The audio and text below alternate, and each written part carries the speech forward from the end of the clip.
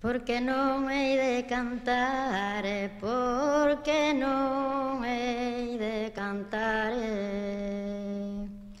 porque nei de andar alegre mentre non teño pesar. Eres unha vez un rei que tiña unha filla moi sabia, moi guapa, e que mandou pregoeiros para que anunciaran que a casaría con quen lle levase unha adiviña que ela non soubese acertar, pero que tamén a mataría se a súa filla daba coa solución. O protagonista do noso conto póñese en camiño e a súa nai falle unha tarta envenenada para que non correse a vergonza de que o seu fillo morrese decapitado delante dos seus veciños. E tamén levou consigo unha cadeliña chamada Adela que o defendería en caso de perigo.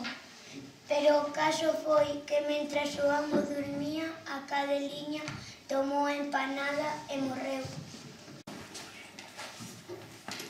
Ao cheiro da carne morta chegaron 3 corvos que nun santiamente aboraron a Adela e tamén morreron envenenados.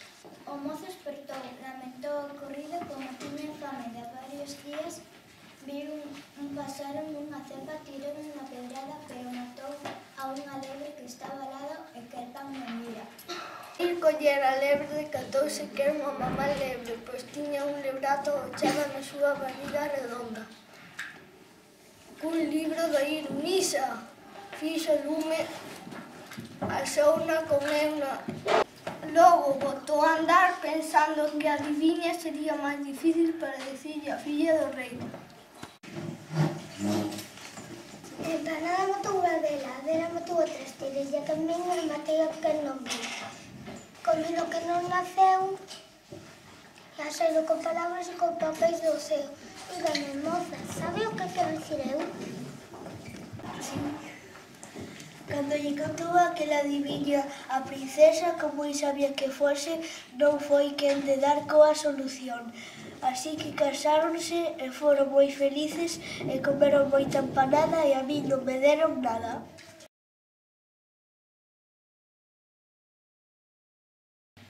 Un pobre subía por o monte adiante, camiño de outra parroquia, onde ia pedir esmola.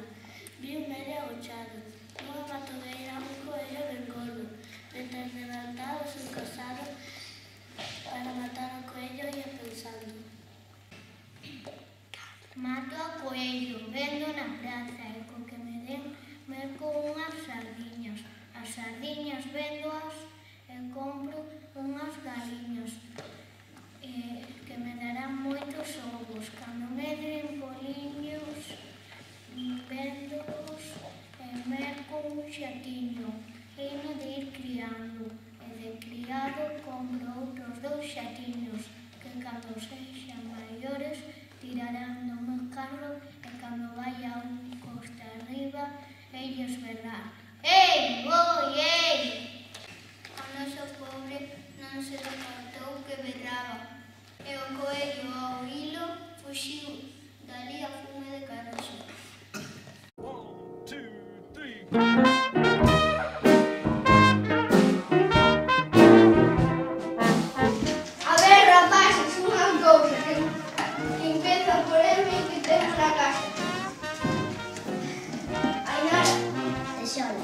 Pero onde leva a tixolo, venga?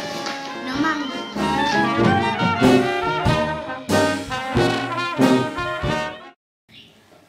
E este conto inventámolo nós.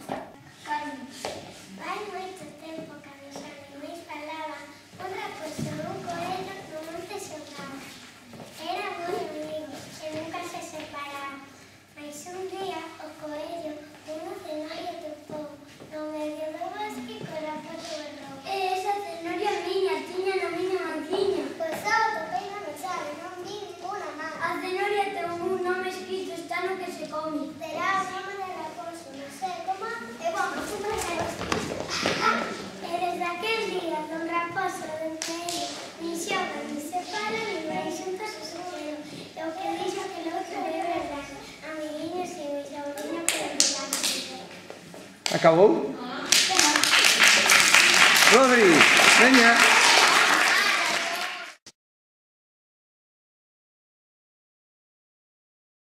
Preparados.